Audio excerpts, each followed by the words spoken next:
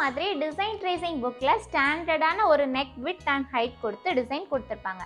But கஸ்டமருக்கு நம்ம ஒரு ப்ளவுஸ் டிசைன் பண்ணுறோம் அப்படின்னா அதில் அவங்களுக்கு வேறு நெக்கோட ஹைட் அண்ட் விட்த் இருக்கும். ஸோ அப்போ இந்த டிசைனில் நம்ம என்ன சேஞ்சஸ்லாம் பண்ணி நம்மளோட டிசைனுக்கு தேவையான சைஸை எப்படி நம்ம எடுத்துகிட்டு வர்றதுன்னு தான் இப்போ பார்க்க போகிறோம். இப்போ இந்த டிசைன் புக்கில் இருக்கக்கூடிய நெக்கோட விட்த்தும் ஹைட்டும் ஃபஸ்ட்டு பார்த்துடலாம். நெக் விட்த் கரெக்டாக 2.5 இன்ச்சஸ் எனக்கு நெக் விட்த் இருக்குது. தென் நெக்கோட ஹைட் பாருங்கள் 7.75 இன்ச்சஸ் நெக்கோட ஹைட் இருக்கு. இப்போ என்னோட கஸ்டமர் கொடுத்துருக்கக்கூடிய அளவு பிளவுஸ்ல அவங்களுக்கு 2.25 இன்ச்சஸ் நெக்கோட விட்டும் 6 இன்ச்சஸ் நெக்கோட ஹைட்டும் அவங்க கேட்டிருக்காங்க. ஸோ அதுக்கேற்ற மாதிரி இப்போ இந்த டிசைனை நான் கன்வெர்ட் பண்ண போகிறேன். இப்போ நம்மளோட ட்ரேசிங் புக்கில் நெக்கோட ஹைட் 6 இன்ச்சஸ் மார்க் பண்ணிக்கிறேன்.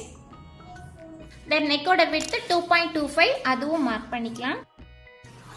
நெக்ஸ்ட்டு டிசைன் ட்ரேஸ் எடுக்கிறதுக்காக ட்ரேசிங் ஷீட் எடுத்து அதை சென்டரில் இப்படி ஃபோல்ட் பண்ணியிருக்கிறேன். ஃபஸ்ட்டு ட்ரேசிங் ஷீட்டில் கரெக்டாக மேலே ஷோல்டர் ஜாயினிங்கான ஸ்பேஸ் இருக்குல்ல, ஸோ அந்த மார்க்கிங்கை இதில் நம்ம ட்ரா பண்ணிடுறோம். கரெக்டாக யூ நெக்கோட ஷேப் அப்படியே நம்ம ட்ரா பண்ணிக்கலாம்.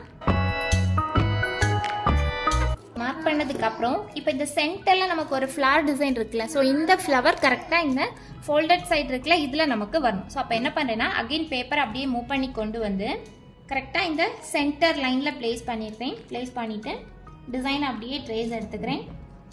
சென்டரில் இருக்கக்கூடிய ஃப்ளவர் டிசைன் இருக்குல்ல, ஸோ அந்த டிசைனை அப்படியே ட்ரேஸ் எடுத்துக்கிறேன். சென்டர் ஃப்ளவர் டிசைன் ட்ரேஸ் எடுத்தாச்சு. இனி அப்படியே அகெயின் திரும்பவும் நம்மளோட பேப்பரை மூவ் பண்ணிவிட்டு மேலேருந்து அப்படியே டிசைன் ட்ரேஸ் எடுக்க போகிறேன்.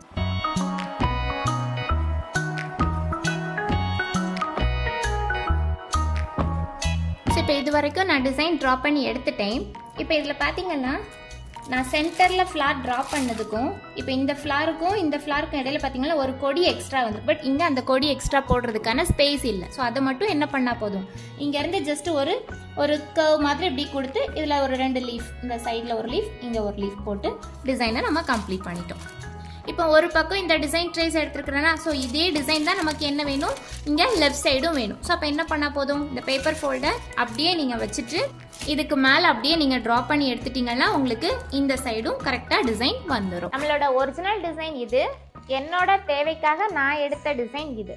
ஸோ இப்போ பாருங்கள் ரெண்டுமே கிட்டத்தட்ட ஒரே மாதிரி தான் இருக்குது. பட் ஆனால் என்ன ஹைட்டில் நான் கம்மி பண்ணியிருக்கேன், அதே மாதிரி நெக் விட்டும் கம்மி பண்ணியிருக்கேன். இந்த வீடியோ உங்களுக்கு பிடிச்சிருந்துச்சுன்னா மறக்காமல் லைக் பண்ணிக்கோங்க. உங்களோட ஃப்ரெண்ட்ஸுக்கும் இந்த மாதிரி ட்ரேசிங் டிப்ஸ் யூஸ் ஆகும் அப்படின்னா அவங்களுக்கு ஷேர் பண்ணுங்கள். ஆரி எம்ப்ராய்டரியில் உங்களுக்கு இருக்கக்கூடிய டவுட்ஸை இந்த வீடியோக்கு கீழே கமெண்ட் பண்ணுங்கள். தேங்க்யூ.